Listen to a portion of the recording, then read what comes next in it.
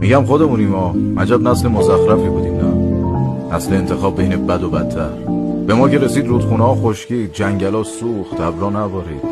دل به هر کس دادیم قبل از ما دل داده بود. ما نسلی هستیم که نه به ننهمون رفتیم نه به بابامون، بلکه به فنا رفتیم. نسلی هستیم که از بیرون تحریم شدیم و از داخل فیلتر. نسل دیدن و نداشتن، خواستن و نتونستن، رفتن و نرسیدن. نسل آرزوهایی که تا آخرش رو دلمون موند.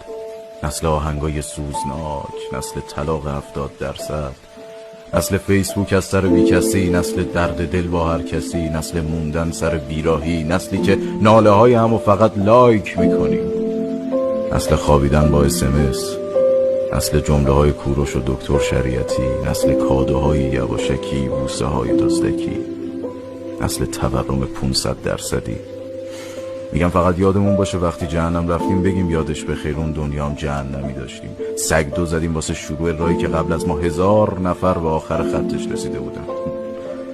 ما تنها نسلی هستیم که هیچ وقت نمیگیم جوونی کجایی که یادت بخیر.